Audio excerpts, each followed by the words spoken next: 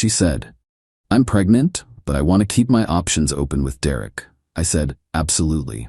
Then I forwarded her text to her religious parents and Derek's pregnant wife. My phone exploded with 30 missed calls in the next hour. I, 28 male, was eating leftover Chinese food when my girlfriend Amber, 26, sent me that text. We'd been together for 2 years, living together for 6 months. The full message read, "Hey babe, so I'm pregnant. Took 3 tests, but here's the thing. Derek from my Pilates class has been really persistent, and I think I want to keep my options open. You're great, but he has his own practice, and the financial security would be better for the baby. Can we talk about this like adults?" I read it 3 times, put down my chopsticks, typed back, "Absolutely." Then I screenshot the message. "See Derek from her Pilates class?" I knew exactly who that was. Derek Morrison, the chiropractor who'd been sliding into Amber's DMs for months. The married Derek Morrison, whose wife Heather was 7 months pregnant with their second kid. I knew because Heather cut my hair. Small world, right? But that wasn't even the best part. Amber's parents, Gregory and Ruth, super religious. Like, purity ring at 16, no dating until you're ready for marriage, religious. They thought Amber was still a virgin. She'd been telling them we slept in separate bedrooms, so I did what any reasonable person would do. I forwarded the screenshot to 1. Ruth with the message, "Thought you should see this." 2. Heather with, "This concerns your husband." 3. Derek with, "Your wife has been copied." Then I turned off my phone and finished my lo mein. Turned it back on an hour later. 30 missed calls, 73 texts, 15 WhatsApp messages. Even a LinkedIn notification. Who uses LinkedIn for drama? The first voicemail was from Amber. "What did you do? Call me back right now." The second was from Ruth. "Michael, we're driving over immediately. Don't let our daughter leave." The third was from Derek. "Listen man, this is all a misunderstanding. Call me, please." The fourth was from Heather, surprisingly calm. "Michael, thank you, I'm handling this." I didn't call anyone back. Instead, I started packing Amber's things. Update 1. Amber came home at 11 p.m. last night with her parents. I'd never seen Gregory's face that red. Ruth had clearly been crying for hours. "How could you?" Amber screamed the second she walked in. "How could I what? Forward your own words." "Those were private. So was our relationship, supposedly." Gregory stepped forward. "Michael, we need to discuss this situation." "No discussion needed. She's pregnant, wants to keep her options open with a married man. I'm closing her options here. Her stuff's in boxes by the door." Ruth gasped. "Amber, you're pregnant? You told us you were pure." Amber turned on her mom. "I'm 26, what did you think? We thought you had morals." Gregory boomed. The fight that followed was epic. Amber tried to blame me for exposing her. Her parents were devastated about the pregnancy, the lying, and especially the married man part. At one point, Ruth actually said, "At least Michael was single." Small victories, I guess. Amber tried to stay, claiming tenant rights. I showed her the lease, only my name. She tried to claim common law marriage. We don't live in a common law state. Finally, Gregory dragged her out, but not before she hissed, "This isn't over." This morning I woke up to Derek on my doorstep, full suit, holding coffee and donuts like we're about to have a business meeting. "Michael, buddy, we need to talk man to man." "We're not buddies." "Look, Amber, she's confused. Pregnancy hormones, you know? She doesn't know what she's saying." She knew enough to text it. He tried to push past me. I blocked him. "Derek, your pregnant wife knows. Go home." His face went white. "Heather's being irrational," she kicked me out. "Sounds like a you problem. You don't understand. She's threatening divorce. I could lose my practice, my kids. Should have thought about that before pursuing my pregnant girlfriend." "I didn't know she was pregnant." "But you knew you were married." He actually tried to blame me then. "You destroyed 2 families over a text." "No, Derek. You destroyed your family by chasing a taken woman. Amber destroyed ours by entertaining it. I just shared information." He left, but not before saying, "You're going to regret this." 20 minutes later, Amber posted on Instagram, "Some people can't handle a woman knowing her worth. Calling me names won't change that. I deserve better." The comments were brutal. "Girl, you were trying to steal a married man. Worth? You spelled worthless wrong. Derek's wife is in my prenatal class? You're trash." She deleted it within an hour. Update 2. Things escalated fast. Amber enlisted her best friend Jade to start a harassment campaign. They created a whole narrative where I was controlling and abusive and she was exploring her options to escape. Jade posted a TikTok. My bestie's ex is destroying her life because she wanted to leave him. Now she's pregnant and homeless. This is what happens when you date insecure men. It got 50K views before I could respond. But here's the thing about lying in the digital age. Receipts exist. I posted my own TikTok. Just a slideshow. Her original text about keeping options open. Screenshots of her texts with Derek from the past 3 months. She left her iPad logged in. A photo of Derek's wedding ring. A screenshot of Heather's pregnancy announcement from 2 months ago. Set it to that "Oh no" song. Caption, when she calls you insecure but you just have working eyes. 300K views in 6 hours. The comments were savage. Jade's TikTok got removed for false information. But Amber wasn't done. She showed up at my work with a printed poster that said, "Michael Thompson refuses to support his pregnant girlfriend." Security escorted her out, but not before my manager Harold saw everything. He called me in. "Mike, what the hell is going on?" I showed him everything. He actually laughed. "So she's mad you won't support her while she shops for your replacement?" "Pretty much. Take the rest of the day. File a restraining order. This is unhinged."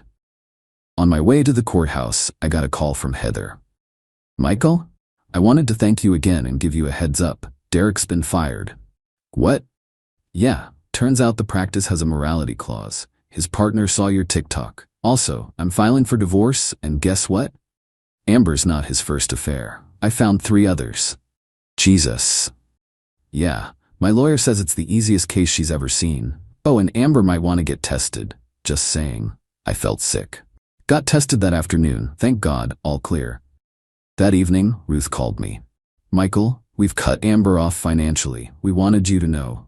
"I'm sorry it came to this, Ruth." "We're sorrier. We raised her better than this. Or we thought we did. She's keeping the baby apparently.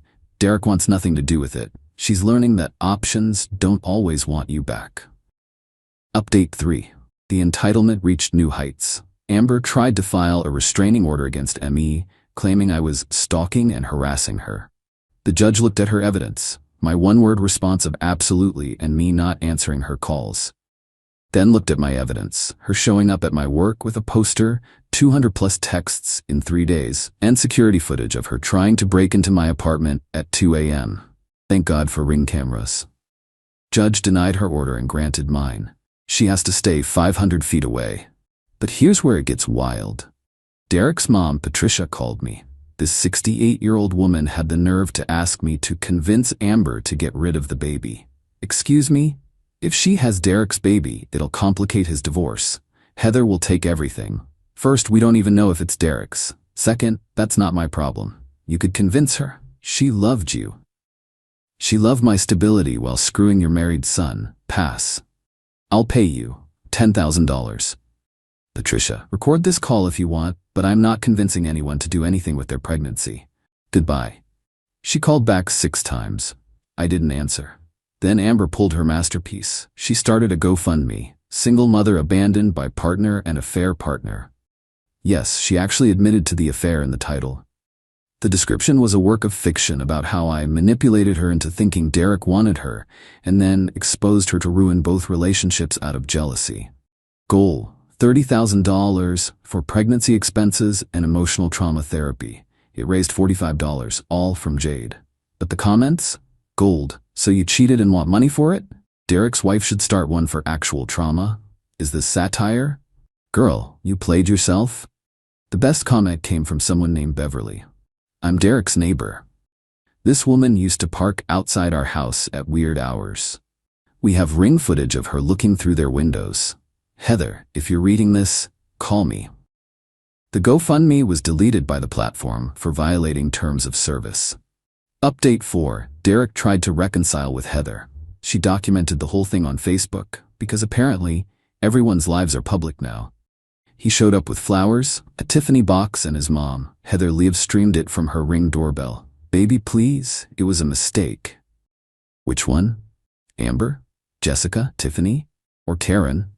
Those were just flings? Your son had flings while I'm carrying his child? Mom, stop helping. The divorce papers are filed. My lawyer will contact yours, but I love you. You loved Amber 2 weeks ago, according to her texts. That little tramp means nothing. And neither does your son to me anymore. Get off my porch. The stream had 10K viewers. Someone made it into a TikTok with the Curb Your Enthusiasm theme. It went viral. Meanwhile, Amber discovered she was actually not pregnant.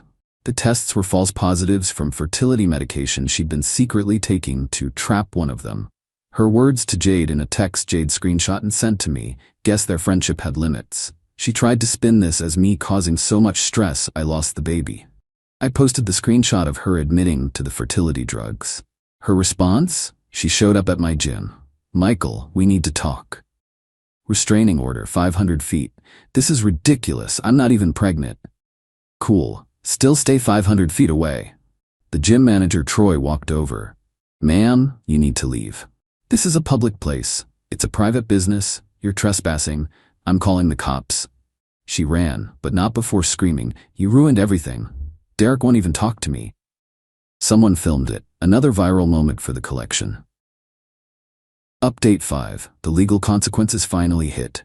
Amber got arrested for violating the restraining order, the gym incident. Spent a night in jail. Gregory had to bail her out.